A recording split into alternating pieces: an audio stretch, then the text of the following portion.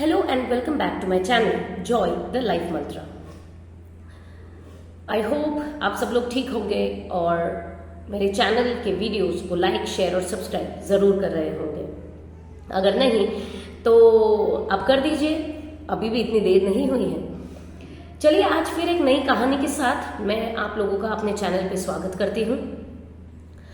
आज का मेरा टॉपिक है दोस्तों, किस तरीके से हम अपनी परेशानियों को खुद ही क्रिएट करते हैं। That is how do we create our own problems with our own thinking. पर उस टॉपिक को समझाने के पहले मैं आप लोगों को एक कहानी सुनाना चाहूंगी। ये कहानी है एक हस्बैंड वाइफ की, एक कपल की, जो कि रिटायर हो चुके हैं, अपने जीवन के संघर्षों से जूझ रहे हैं, लगातार अपने जीवन के संघर्षों से जूझते हुए अब अपनी उम्र के उस पड़ाव पर पहुंच चुके हैं जहां उन्हें ऐसा लगता है कि अब जीवन बिताना जरा कठिन हो रहा है। तो बहुत समय के बाद उन्हें किसी ने या उनके किसी परिचित ने ये बताया कि एक बहुत अच्छे काउंसलर हैं, एक बहुत अच्छे ज्योतिष हैं, जो आपको एक बहुत अच्छा उपाय या आपको बहुत अच्छी सलाह दे सकते हैं। वो दंपत्ति उनका अपॉइंटमेंट लेकर जाते हैं उनसे मिलने के लिए। वहां बैठने के बाद वो काउंसलर को कहते हैं कि आप देखिए मेरे जीवन की क्या क्या परेशानियां हैं, आप मेरी जन्म पत्रिका देखकर भी मुझे बताइए कि क्यों मेरे जीवन का ये संघर्ष खत्म होने का नाम ही नहीं ले रहा। उन्होंने ऐसा कहा कि उनकी वाइफ को कि आप बाहर बैठिए, मैं आपको थोड़ी देर में बुलाता हूं।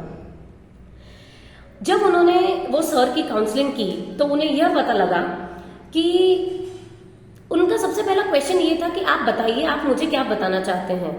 पहले मैं आपकी सुनता हूं, फिर आप मेरी सुनिएगा।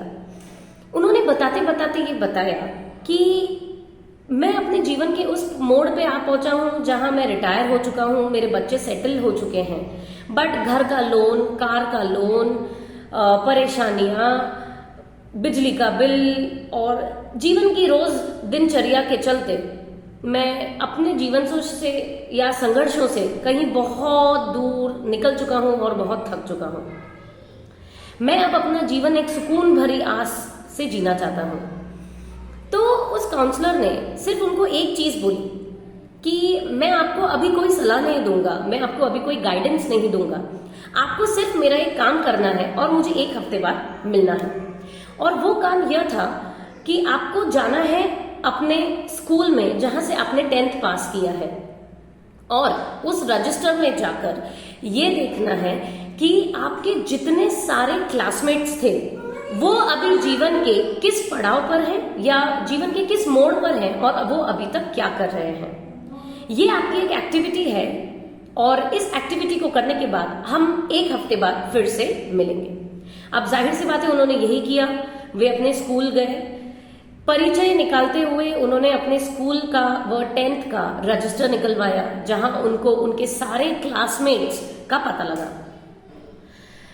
निकालते निकालते सबकी डिटेल्स में उन्हें यह पता लगा कि काफी सारे लोग जो शादीशुदा हैं, किसी कपल का जिसमें से कोई एक कपल में से किसी एक हस्बैंड की या वाइफ की डेथ हो गई, ऐसे कम से कम 75 लोग थे। उसके अलावा उन्होंने ये पता लगाया कि बहुत सारे ऐसे लोगों थे जिनकी डेथ हो गई है, बहुत सारे ऐसे लोग थे जो अपनी लाइफ में कुछ अचीव नहीं कर पाए, बहुत सारे ऐसे लोग थे जो बहुत गरीब थे और उनमें से सिर्फ 5% ऐसे लोग थे जो बहुत अमीर या जिनकी उन्होंने कल्पना भी नहीं की थी कि वो मेरे स्कूल में इस मुकाम पर भी पहुंच सकते हैं, वो अपने जीवन में उस मुकाम पर थे। ये सारा डेटा कलेक्ट करके, ये सारा डेटा इकट्ठा करके वो अगले एक हफ्ते बाद उस काउंसलर से फिर मिले, गए, उनसे बात की उन्होंने। तो वो काउंसलर ने उनसे एक ही प्रश्न पूछा कि जब आपने अपने 10वीं क्लास के इन सारे लोगों को देखा, इन सारे लोगों का डिटेल निकाला, तो आपने क्या पाया। तो उनका सिर्फ एक आंसर था कि जो मेरे पास है शायद उससे मैं कहीं संतुष्ट ही नहीं हो पा रहा हूं, बल्कि मेरे साथ वाले अपने जीवन में इन सब परेशानियों से जूझ रहे हैं जो मैंने कभी अपने जीवन में देखा ही नहीं। मैं अपने जीवन की रोजमर्रा की तकलीफों को इतना बड़ा मान चुका हूं कि आज मुझे उनके साथ जीने में परेशानी हो रही है। जबकि जो लोग एक दूसरे को खो चुके हैं, जबकि जो लोग अपने जीवन में गरीब हैं, जो अपना खाना भी नहीं निकाल सकते 2 वक्त का, शायद मैं तो उनसे कहीं ज्यादा अच्छी जगह पर हूं। तो उस काउंसलर ने उसको सिर्फ एक चीज कही कि कभी कभी क्या होता है कि हमारा मन और हमारा मस्तिष्क, इन दोनों की हमेशा जंग चलती रहती है। मन कहता है मैं सबसे ऊपर, और मस्तिष्क कहता है कि तू कैसे बड़ा, मैं सबसे बड़ा, जो होगा मेरे हिसाब से होगा। अब इन दोनों की जंग में हारता केवल इंसान का दिल है, क्योंकि वो दिल ये समझने को तैयार नहीं है कि मैं किसकी तरफ लूं। दिमाग की सोचूंगा तो मन दुखी हो जाएगा, और मन की सोचूंगा तो दिमाग तो अपने आप आगे बढ़ जाएगा।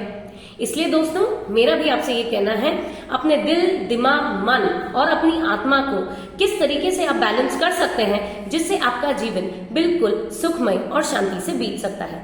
अपने खुद के लिए प्रॉब्लम्स कभी क्रिएट मत करिए, यहाँ तक कि अपने दिमाग को, अपने मन को शांत करके अपनी हर इच्छा को पूरी करने की कोशिश करिए।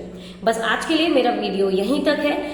अगले आने वाली वीडियो में फिर एक कोई नया टॉपिक लेकर आपके सामने आऊंगी। Thank you so much. Do like, share and subscribe. Bye bye.